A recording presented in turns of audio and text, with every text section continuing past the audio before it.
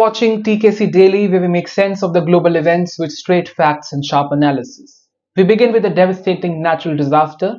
Myanmar and Thailand have been rocked by a powerful earthquake, leaving hundreds missing and communities in crisis. We will break down the scale of destruction and the ongoing rescue efforts and operations. Next up, tensions rise between two long-time allies, two long-time friends.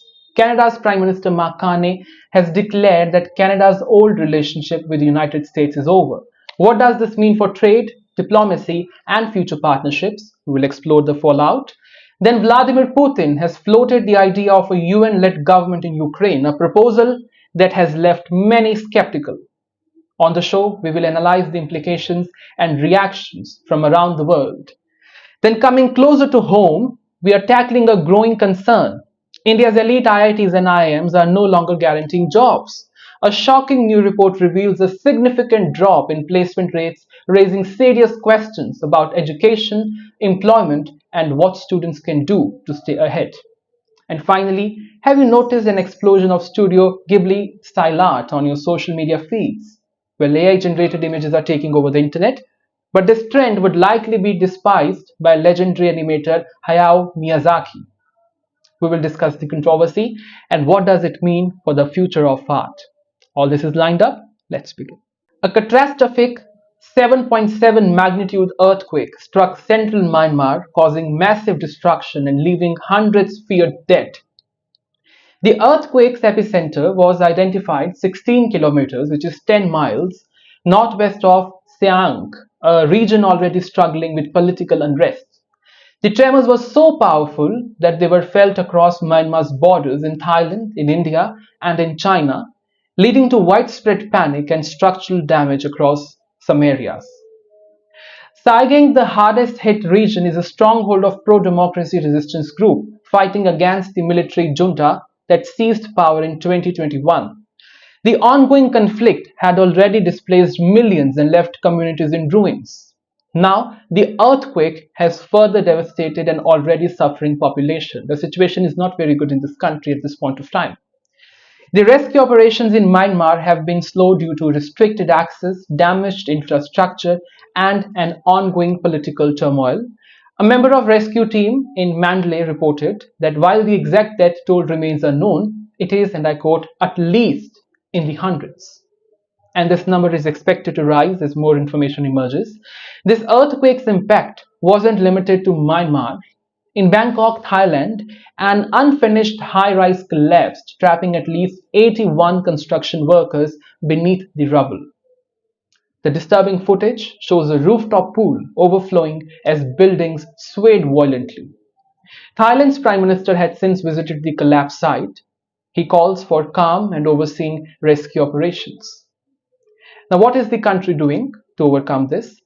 The emergency teams have deployed heavy machinery to clear debris and search for survivors. The Thai government has assured the public that search and rescue teams are working relentlessly to retrieve any missing workers. They're trying very hard to find the survivors. Well, you see, in Myanmar, the situation is already very dire. And it was dire before the earthquake. According to the United Nations, nearly 20 million people, and this is 1/3 of Myanmar's total population, they were in urgent need of aid. Now, with earthquake worsening the crisis, the need for food, the need for shelter, and the need for medical assistance is even more urgent. However, Myanmar's military-controlled government has a history of blocking international aid. In 2008, when Cyclone Nargis killed over 130,000 people, the military initially refused foreign assistance, delaying life-saving efforts. Given the current political climate, there is concern that history could repeat itself. Even before the earthquake, the transportation routes were limited due to military blockages. Now, damaged roads and collapsed bridges are making it even difficult to reach the remote areas. Relief workers are struggling to provide assistance as the government and the military restricts access to independent media and humanitarian groups. So what international organizations are doing? Many international organizations have called for immediate intervention to prevent a full-scale humanitarian disaster in the country. With homes reduced to rubble and thousands left injured or displaced, The question remains, will Myanmar's government allow the aid it desperately needs, its people desperately needs?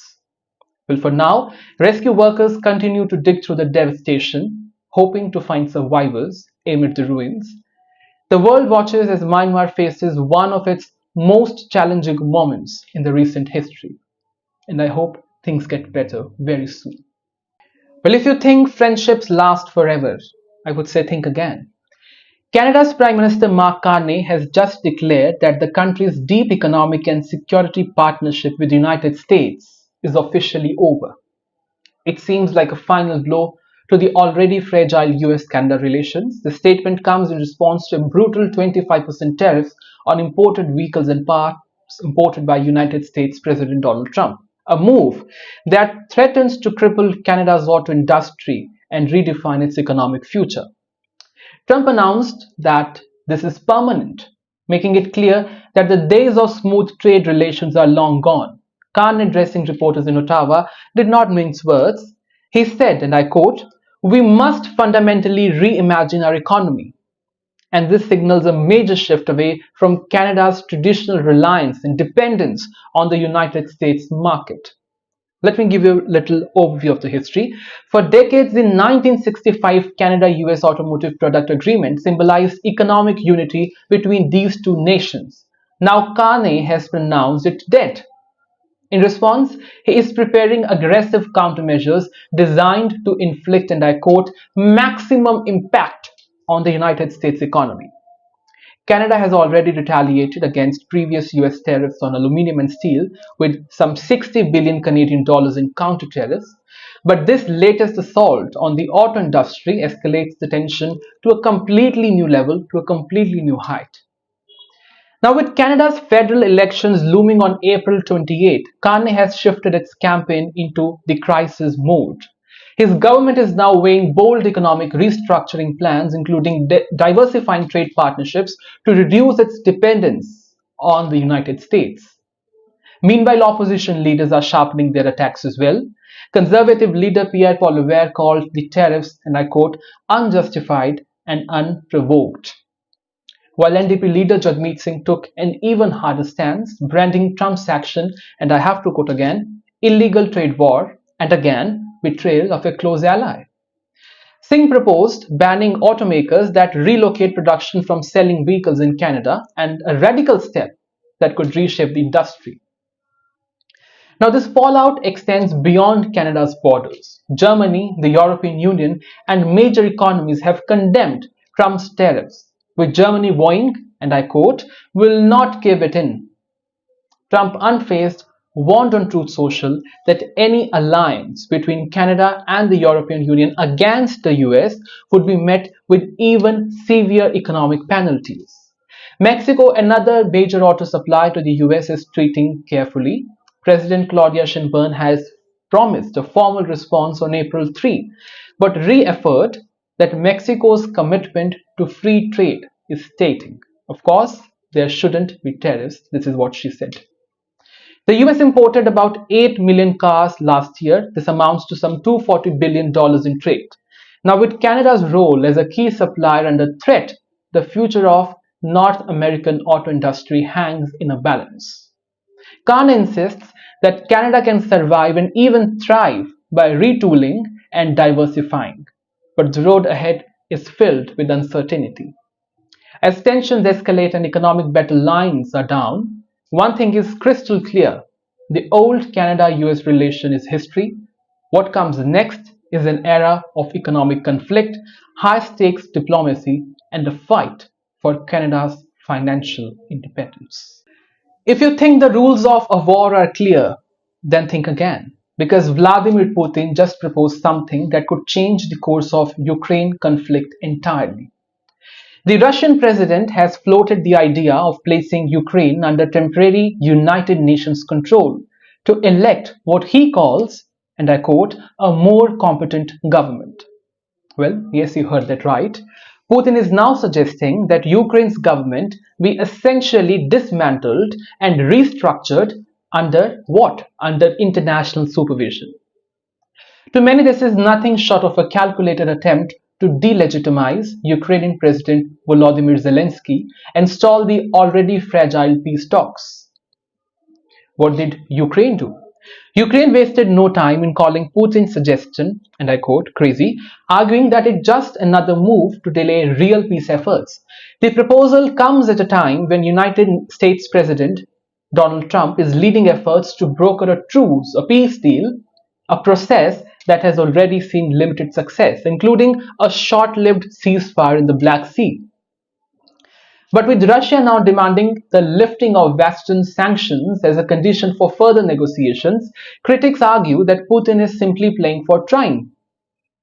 Putin claimed that a UN-backed administration could ensure fair elections and bring to power a Ukrainian government, and I quote, trusted by the people. But many see this as an attempt to create nothing but chaos rather than the stability. The reality is that holding elections in wartime Ukraine would be nearly impossible. Over 5 million Ukrainians remain displaced and hundreds of thousands are on the battlefield. Moscow has long dismissed Zelensky's legitimacy, arguing that his extended stay in office due to martial law and the ongoing war makes him unfit to negotiate a peace deal. Putin's call for election is seen as an effort to create doubts about Zelensky's authority. If Russia succeeds in forcing an election, it could divide Ukraine internally and weaken its resistance, its fight. The White House, while pushing for peace, has subtly echoed the narrative that Ukrainian government should be chosen by people, a stance that could play into Putin's hand. This isn't the first time UN control has been suggested for a war-torn region. Putin referred East Timor and parts of former Yugoslavia as precedents. But I have to tell you, the situation of Ukraine is quite different. Its leadership, despite the war, remains internationally recognized. And the idea of handing partial control to the United Nations, UN, is highly controversial. Zelensky's chief of staff dismissed Putin's remarks, stating that Russia is deliberately stalling the peace process. Meanwhile, a US national security spokesperson reiterated that Ukraine's governance would be determined by its own constitution and its own people. Other country has nothing to do with it. At the same time, Putin remains confident that Russia holds a strategic initiative in this war. He recently told military officials that Moscow could, and I quote, finish off Ukrainian forces. However, despite his claims, Russian territorial gains have been slowed and limited. Putin's statement also comes just after a meeting in Paris between Zelensky and European leaders, while French President Emmanuel Macron announced plans for new Western-backed, and I quote, reassurance forces in Ukraine. While the details for this is unclear, the signal that Europe is not backing down is very clear. But one thing is certain, Putin is playing a long game, and how the world responds to this could determine Ukraine's fate for years to come. Well, there was a time when getting into an IIT or an IIM meant your future was set. It was said that students from these institutions had careers that would take off like a rocket. But today, the reality is changing fast. Employers are no longer looking for the name of your college. What they are looking for is the skills that you have. And now, a concerning report confirms what many have feared. Placements at India's top institutions are dropping at an alarming rate. According to a report by Parliamentary Standing Committee on Higher Education, placement rates across 23 IITs have seen a 10% point drop between 2021-2022 and 2023-24. Some of the most prestigious IITs saw a major drop. IIT Delhi 17% drop, IIT Roorkee 18% drop, IIT Bombay 5% drop, and IIT Kharagpur 2.28% drop. It's not just IITs, even IIMs, India's top management institutions, are witnessing a decline in placements. Reports indicate that the number of companies hiring from IIMs have decreased, and many students are struggling to secure offers matching their expectations. So the question is, why is this happening? Why is this placement crisis taking place? The reasons go beyond just market conditions. The reality is that our education system is outdated. The courseworks at IITs and IIMs have failed to evolve with industry demands. Companies seek expertise in AI, blockchain, and product management, but studies are still being trained in traditional models. The outdated syllabus is a major cause. Most students graduate with theoretical knowledge but struggle with real world applications. Employers now prefer hands on experience over just a degree from a fancy college.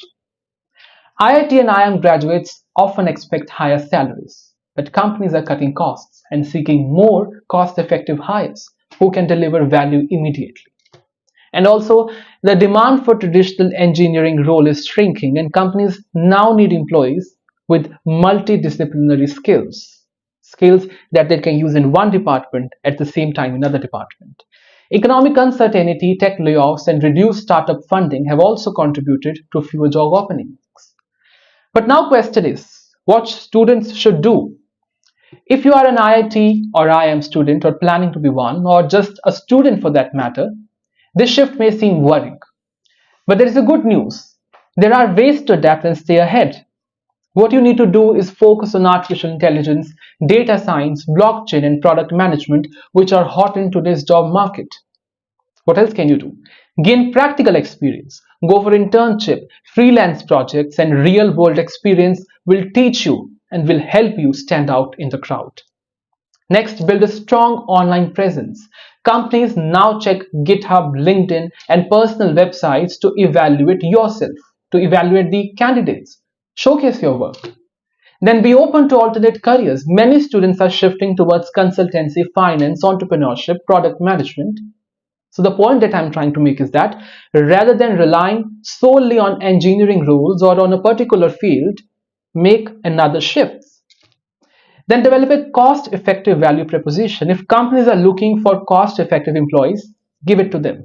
Develop diverse skill sets that allow you to contribute from the very first day, from day one.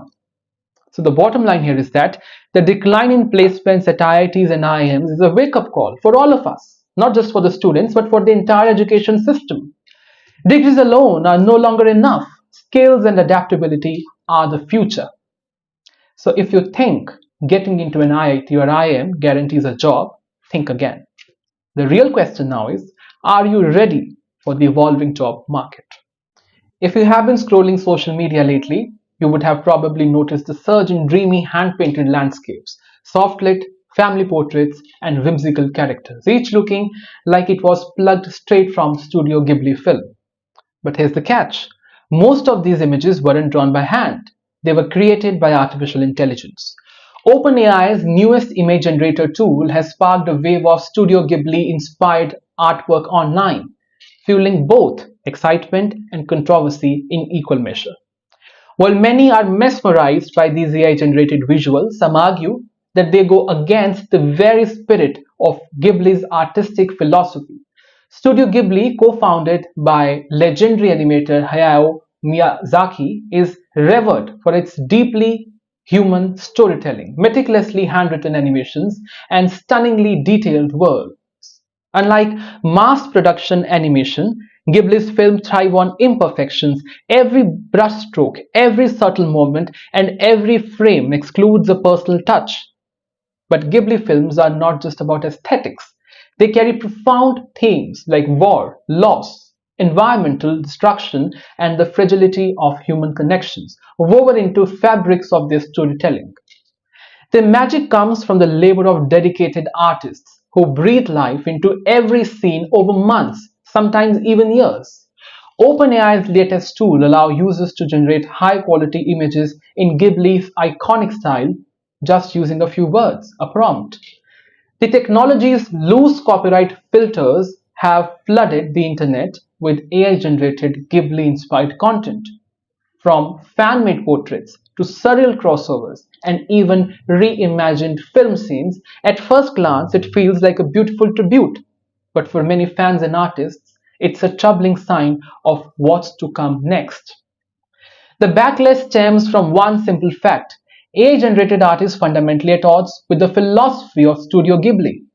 Miyazaki himself has been a vocal critic of artificial intelligence in art. Years ago, after being shown an AI generated animation, he famously reacted with disgust, stating, and I quote, "I strongly feel that this is an insult to life itself. I feel like we are nearing the end of times. We humans are losing faith in ourselves." For Miyazaki, the art is an extension of human experience, human emotion, and human craftsmanship. The idea that an algorithm can instantly replicate Ghibli's visual style without understanding the depth, the effort, and philosophy behind it feels hollow and disingenuous.